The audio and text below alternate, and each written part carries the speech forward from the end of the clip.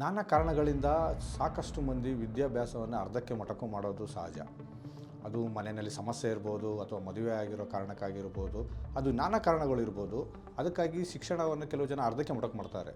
ಅಂಥವ್ರಿಗೆ ಅನುಕೂಲ ಆಗಲಿ ಅಂತ ಹೇಳಿನೇ ಕರ್ನಾಟಕ ರಾಜ್ಯ ಮುಕ್ತ ವಿಶ್ವವಿದ್ಯಾನಿಲಯದಲ್ಲಿ ಶಿಕ್ಷಣವನ್ನು ಮುಂದುವರಿಸೋದಕ್ಕೆ ಅನುಕೂಲ ಮಾಡಿಕೊಡಲಾಗಿದೆ. KSOU ಏನಿದೆ ಅದು ಲಕ್ಷಾಂತರ ಜನಕ್ಕೆ ವಿದ್ಯಾಭ್ಯಾಸಕ್ಕೆ ಅನುಕೂಲ ಮಾಡಿಕೊಟ್ಟಿದೆ.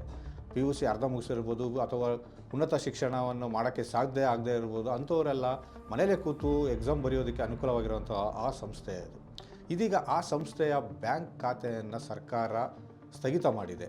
ಇದಕ್ಕೆ ರಾಜಕೀಯ ಲೇಪ ಈಗ ಸಿಕ್ಕಿದೆ. ಇತ್ತೀಚೆಗೆ ಡಾಕ್ಟರ್ ಶ್ಯಾಮ್ ಪ್ರಕಾಶ್ ಮುಖರ್ಜಿ ಪ್ರತಿಷ್ಠಾನ ಏನಿದೆ, ಆ ಸಹಯೋಗದಲ್ಲಿ ಕರ್ನಾಟಕ ಮುಕ್ತ ವಿಶ್ವವಿದ್ಯಾನಿಲಯ ಒಂದು ಕಾರ್ಯಕ್ರಮವನ್ನು ಆಯೋಜನೆ ಮಾಡುತ್ತೆ. ಈ ಕಾರ್ಯಕ್ರಮನೇ ಇವರ ಬ್ಯಾಂಕ್ ಖಾತೆ ಸ್ಥಗಿತ ಮಾಡೋಕ್ಕೆ ಕಾರಣ ಅಂತ ಹೇಳಲಾಗ್ತಾ ಇದೆ. ಇದರಿಂದ ಅಲ್ಲಿನ ಪ್ರಾಧ್ಯಾಪಕರು ಮತ್ತು ಸಿಬ್ಬಂದಿಗಳು ಏನು ಮಾಡಿದ್ದಾರೆ, ಎಲ್ಲರಿಗೂ ಸಹ ತುಂಬಾ ಬ್ಯಾಂಕ್ ಸ್ಥಗಿತ ಆಗಿರೋದರಿಂದ ಆತಂಕಕ್ಕೊಳಗಾಗಿದ್ದಾರೆ. ಎಲ್ಲಿ ನಮ್ಮ ಸಂಬಳ ಸಿಗುತ್ತೋ ಇಲ್ವೋ ಗೊತ್ತಿಲ್ಲ ಅನ್ನೋ ಆತಂಕ ಅವರಿಗೆ ಎದುರಾಗಿದೆ. ಒಂದು ವೇಳೆ ಏನಾದರೂ ಬ್ಯಾಂಕ್ ನಿಜವಾದ ಸ್ಥಗಿತ ಮಾಡಿದರೆ ಸರ್ಕಾರ, ಇದು ವಿದ್ಯಾರ್ಥಿಗಳ ಮೇಲೆ ಪರಿಣಾಮ ಬೀರುತ್ತೆ ನೇರವಾಗಿ. ಯಾಕಂದರೆ ಅವರು ಸಹ ಪಾಠ ಮಾಡೋಕ್ಕೆ ಬರದೇ ಇದ್ದಾಗ ಅದು ಸಹಜವಾಗಿ ವಿದ್ಯಾರ್ಥಿಗಳ ಜೀವನದ ಮೇಲೆ ಪೆಟ್ಟು ಬೀಳೋ ಸಾಧ್ಯತೆ ಇದೆ. ಇದು ತುಂಬ ಚರ್ಚೆಯ ವಿಷಯವಾಗಿದೆ. ಇದನ್ನು ಸರ್ಕಾರ ಬ್ಯಾಂಕ್ ಖಾತೆನ ಸ್ಥಗಿತ ಮಾಡಿರೋದು ಸೂಕ್ತವಾದ ಕ್ರಮ ಅಲ್ಲ ಅನ್ನೋದು ಶಿಕ್ಷಣ ತಜ್ಞರ ಅಭಿಪ್ರಾಯವಾಗಿದೆ. ಮುಖ್ಯವಾದ ವಿಷಯ ಏನು ಅಂದರೆ, KSOU ನಡೀತಾ ಇರೋದು ವಿದ್ಯಾರ್ಥಿಗಳ ಶುಲ್ಕದ ಮೇಲೆ ನಡೀತಾ ಇದೆ ವಿನಃ ಸರ್ಕಾರದ ಯಾವುದೇ ಅನುದಾನದ ಮೇಲೆ ನಡೀತಾ ಇಲ್ಲ.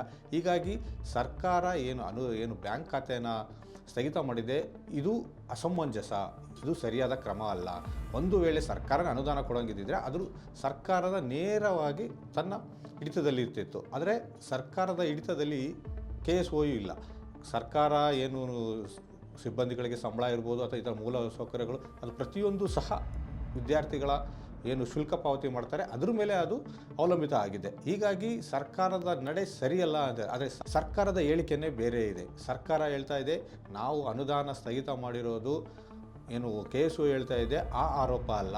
KSOU ಮೇಲೆ ಹಲವಾರು ಭ್ರಷ್ಟಾಚಾರದ ಆರೋಪಗಳಿದ್ದಾವೆ. ಆ ಹಿನ್ನೆಲೆಯಲ್ಲಿ ಇದು ಬ್ಯಾಂಕ್ ಖಾತೆ ಸ್ಥಗಿತ ಆಗಿದೆ, ತನಿಖೆ ಮುಂದುವರೆದಿದೆ.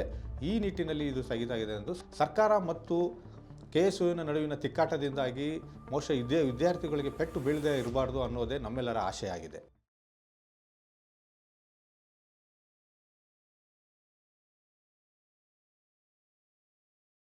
ಹೆಚ್ಚಿನ ಸುದ್ದಿ ಅಪ್ಡೇಟ್ಗೆ ಈಗಲೇ the federal Karnataka YouTube page ಅನ್ನು ಸಬ್ಸ್ಕ್ರೈಬ್ ಮಾಡಿ.